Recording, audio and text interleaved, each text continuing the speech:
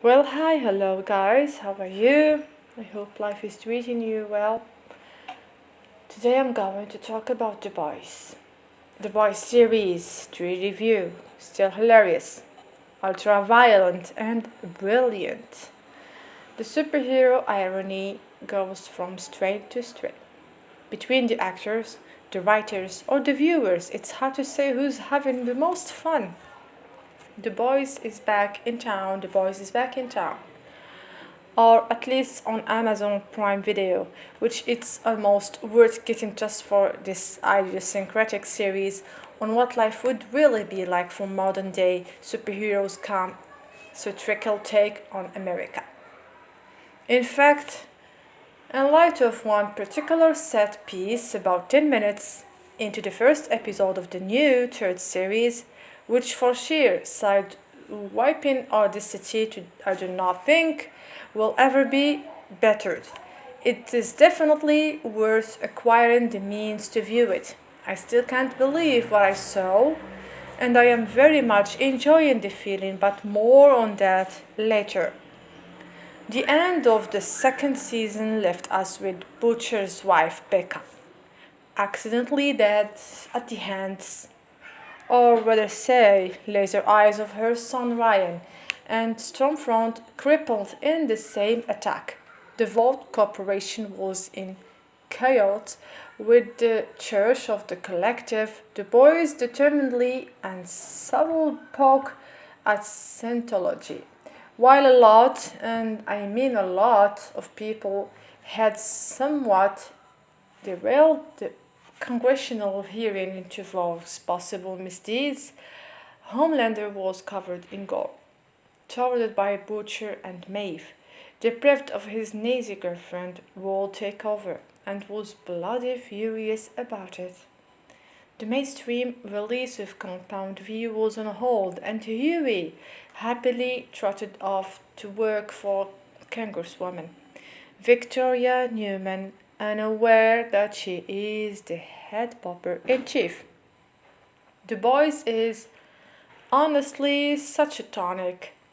At the beginning of season 3, Homelander is still furious and only growing more so as he embarks on a press campaign designed to rehabilitate him after his whole pro-fascism stint with Stormfront. And that's before the deep case Crawford still revelatory after 6 seasons of Gossip Girl, in which he was comfortably outacted by furniture, starts coming up on the inside with his well received autobiography and film about escaping the church. They are calling me the next Le Remini, and certainly before Vault's CEO Stan Giancarlo Esposito, I wonder what it's like to be an actor like him. Never a breakout start, but always someone viewers are so pleased to see when he turns up. Makes increasingly popular Starlight his co-captain of the Seven. Coutts' new venture is creating Temp V, a modified version of the compound that can give anyone superhero powers for 24 hours. Anyone planning an invasion, for example, could buy enough doses from Vault to give their army overwhelming advantage, with nothing of the narcissism and cooperation that he now realizes habitually comes with making someone permanently special and worshipped by millions. With Temp V, nothing can go wrong. Yeah, excellent. The boys themselves are backing up Huey's work at the Federal Bureau of Superhuman Affairs, tracking down Rock Soups, though he is to discover by the end of the episode that Newman is not all, or is rather not more than she seems.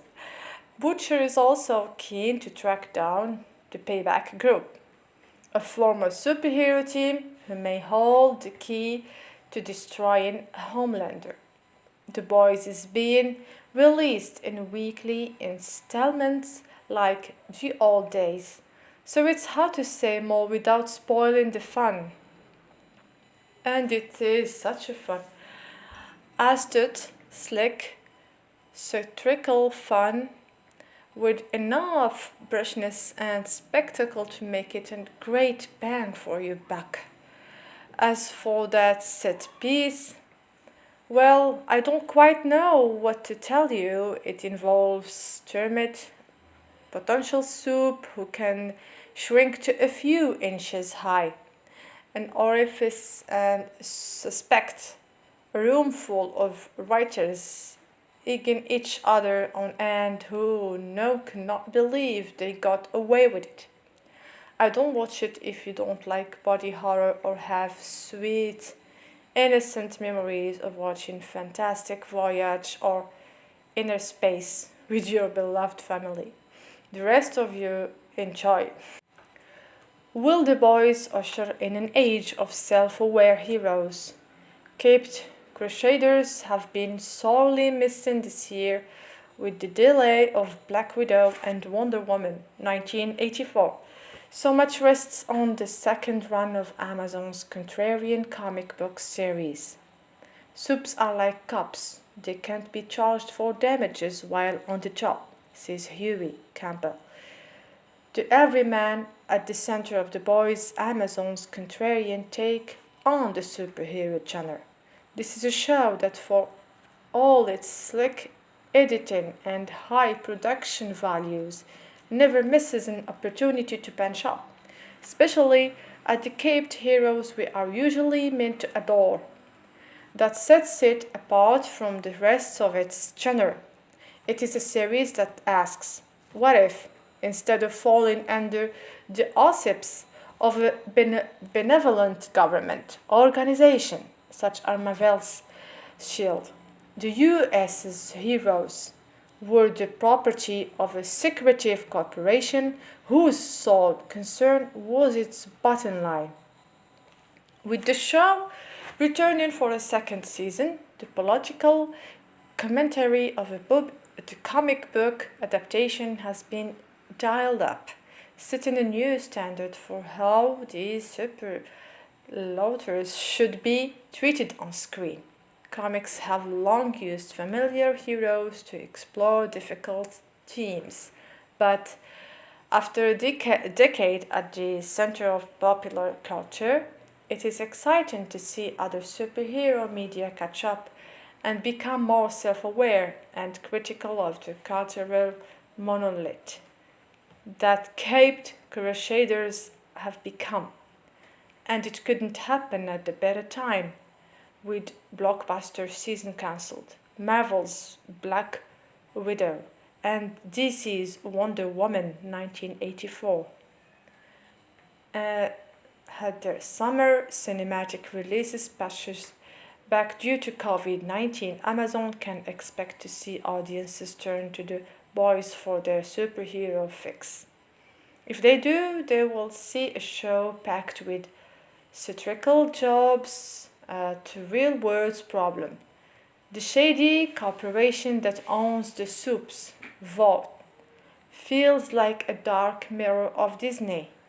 The company that owns Marvel. The opening episode even features a reference of vault opening a theme park on the outskirts of Paris and with the US presidential election just a couple of months away. The Boys offers a terrifying glimpse into a world in which the US man baby in chief has literal superheroes. To take advantage of the hype, Amazon has detached the no familiar binge watch model. The first 3 episodes drop tomorrow. Then the next 5 will be released weekly in an effort to keep the buzz around the series going. It also has the handy effect of meaning the final episodes coincide with the run-up to November's vote. But if the show is too early to transcend its genre, it still has a couple of hurdles to clear. The most notable being its occasionally questionable portrayal of women. Perhaps this should not be a surprise given the title. Season 1 received criticism for sidelining Kimiko, the only female member of the titular anti-superhero vigilant group. Moreover, the show had this distasteful habit of using rape as a plot device in an effort to lend to show an additional layer of grit. This summer looked as though it would be the backgrowth moment for women in superhero movies. It would be a shame if the boys failed to carry the torch.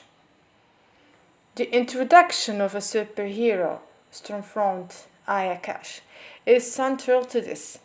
Gender flipped from the comic on which the series is based, she is straight talking and social media savvy, making her as the perfect millennial idol. But, as with everything in this show, there is more than meets the eye. The second season takes the premise of the series, profit-hungry superheroes more interested in themselves than the greater good, and runs with it. It's a significant improvement on its debut run, with issues examined more purposefully, character motifs explored in greater depth, and less of a tendency to lean on graphic intercourse and violence to hold viewers' attention after the critical success of HBO's Watchmen, which used the superhero milieu to present a portrait of a US on the brink of racial conflict. Perhaps the more conventional delight of The Boys show that there is a place for introspection and complexity in mainstream superhero media. In brief, it was a whole different and strange series. You have to watch it, boys, and tell me how you find it. Thanks, and see you the next video.